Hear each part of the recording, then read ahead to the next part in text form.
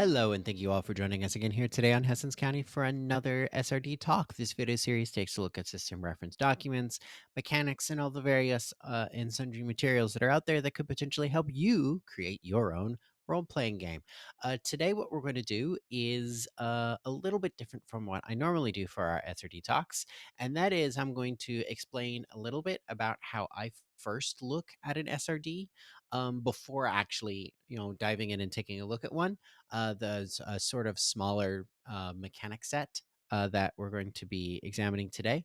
That one being the Dodeca SRD.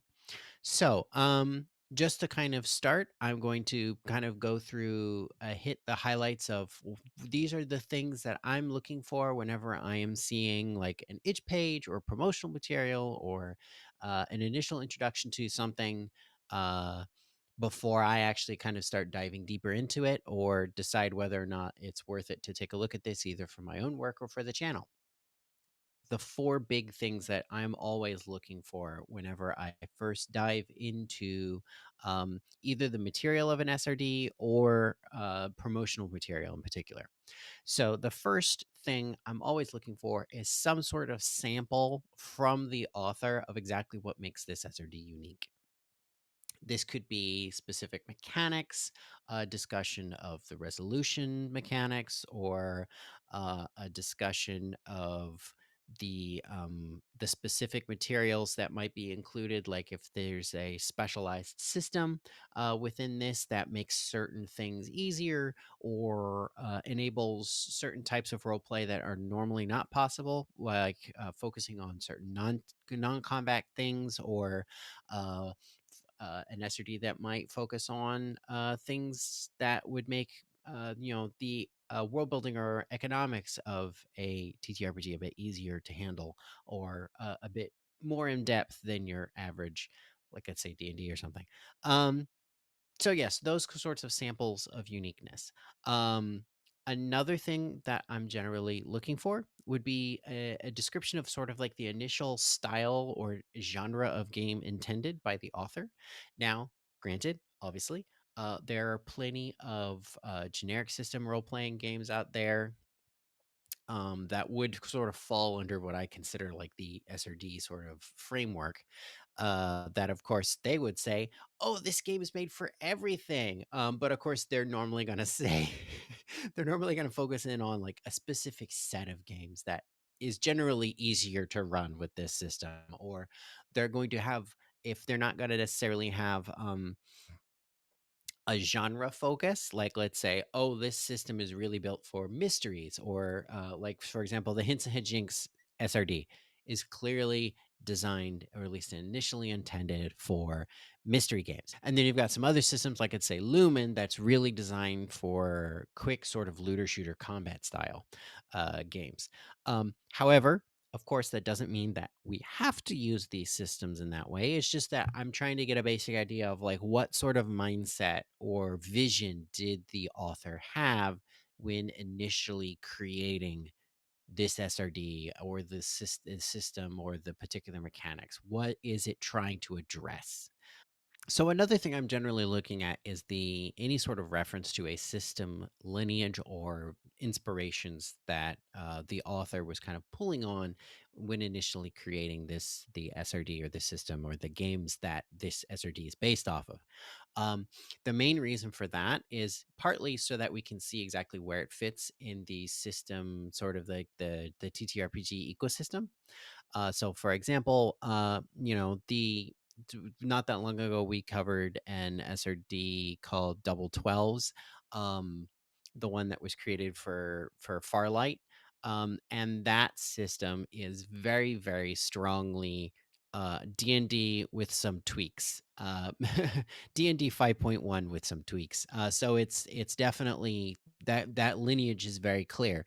Um, of course, you'll also find people who say, "Oh, yeah, my SRD is based off of X, Y, and Z sort of blended together, right?" Or I took inspiration from these three games. It helps me get a better vision or idea of like what I could potentially use this system for, without having read the system, or even if they don't include, like, say, oh, this is a generic TTRPG system, but it's a generic one based off of XYZ or inspired by XYZ. And then you can really start to see clearly, oh, okay, no.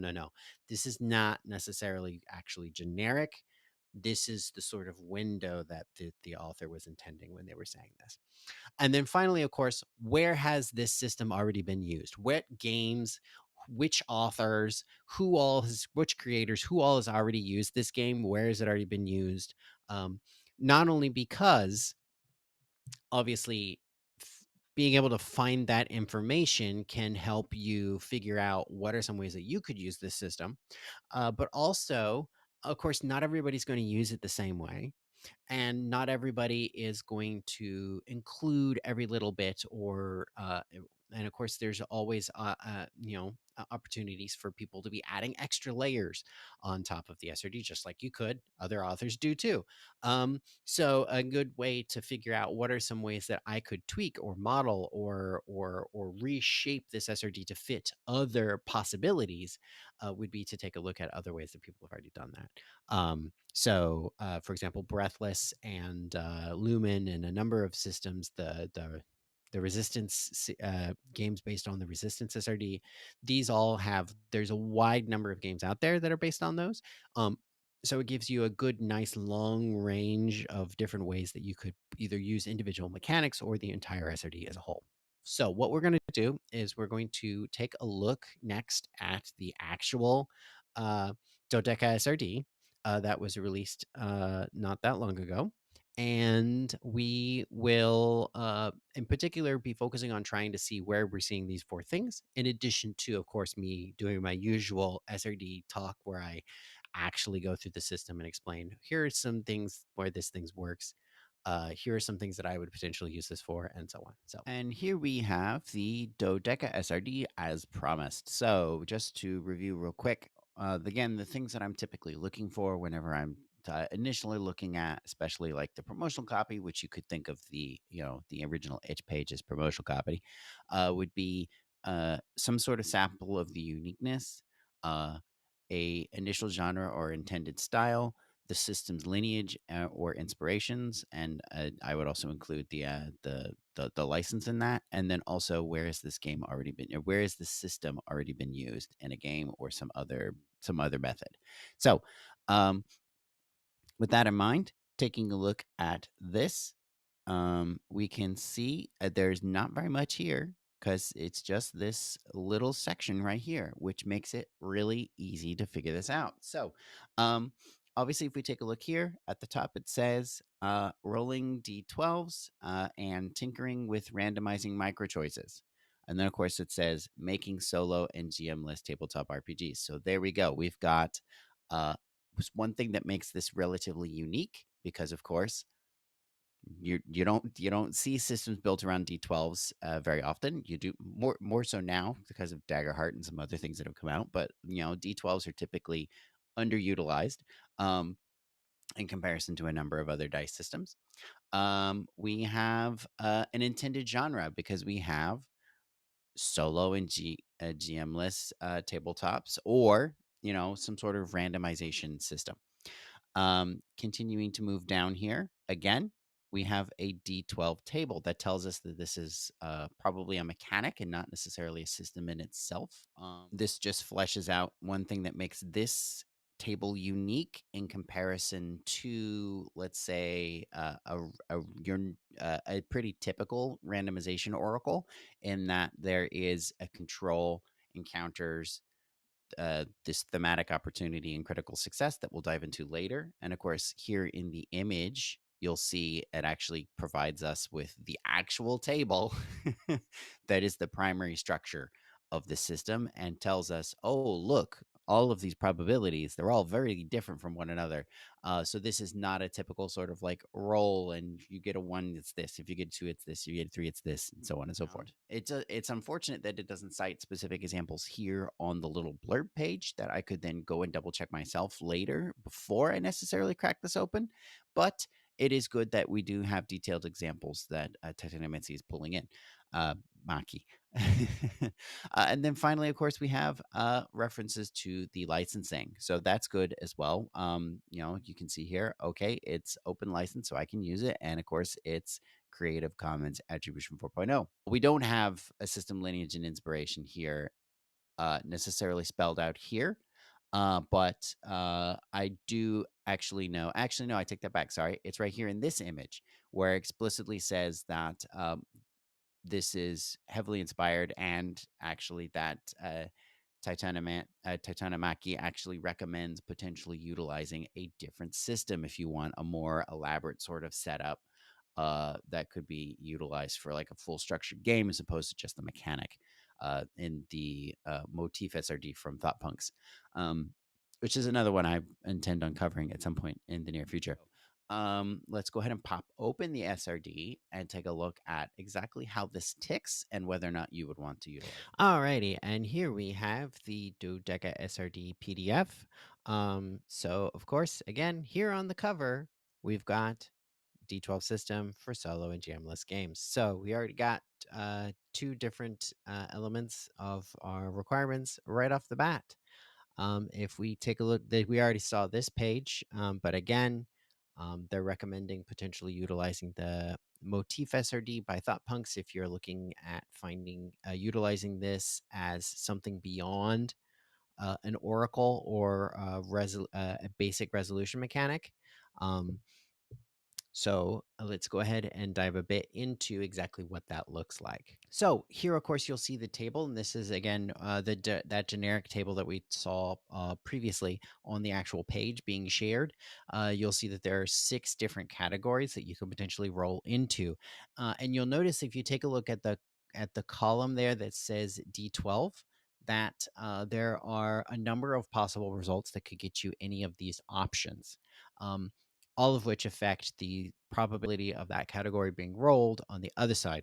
Because of all of this, basically what will happen is you take your D12 and you roll it, and whatever your result is, you actually get to choose which of those different potential categories it could be. Um, and again, the little category result category actually tells you like which numbers are falling into which thing. Um, so again, if I rolled and I got a 2, then I could potentially have the control group narrative result, or I could have the encounter number 1. If I rolled a 12, then I could have the control group encounter 2 or encounter 3. Which one pops up in many ways is essentially my own decision. Why we're using a D12 instead of a D6 if we've only got 6 choices, and that's obviously in order to create this probability spread. Um, and yes, it looks kind of complicated, but honestly, I actually enjoy this idea. Both the option of having it be both randomized and a choice at the same time for most of these, not necessarily all of them, but most of them. Um, so if we go ahead and keep scrolling down to um, this one right here, this is an example of a way that they utilized this in a game, that one being October 33rd. Um, basically, in this particular instance, this game is utilizing the table to create essentially a randomized spread of rooms that you're kind of passing through. Um, so this is a simple way of kind of creating those sort of encounter spaces or other things that you might run into. Or sorry, here we have a different arrangement of that exact same table, though, spread out by each dice. So basically, again, this is in part to help you visualize it, but also to help the person visualize it. Um, in many ways, so for example, again, like I was saying earlier, you roll a 12, there's 3 different options, right? You roll a 7, there's 2 different options. Um, so this will help you kind of utilizing this element could help explain this a bit easier for your user, but also could potentially make it a bit easier for you as a creator to understand exactly what you're trying to say, or the odds of how certain things feel when put up against each other as an option. Um, because you might end up with a couple of things that fall under one die that don't really feel like a choice, or don't feel like an even choice between them, a fair choice between them. Um, and here again is another one.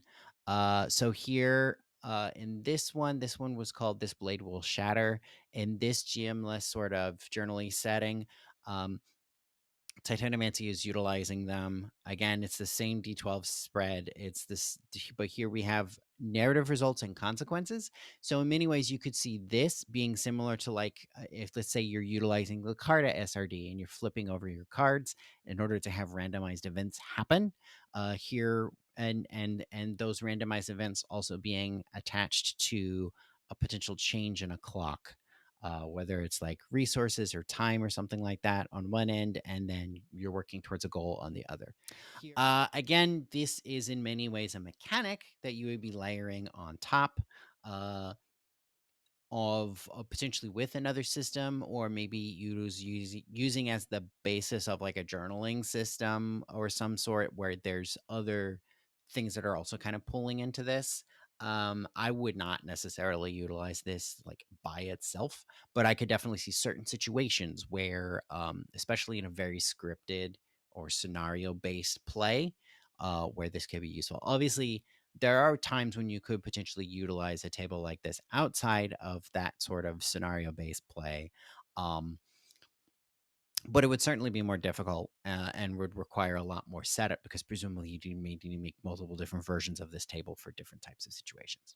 So, um, yeah. And again, here on the last page, we have a reminder. Again, this is Creative Commons attribution 4.0 license. So again, you have to include some attribution, but you do not have to. It's not share alike, so you don't have to use the Creative Commons license yourself. So again, that was the Dodeca SRD from Titanomachy RPG. This is an SRD talk. Thank you again for joining us again here today on Hessens County. Don't forget to like your itch purchases.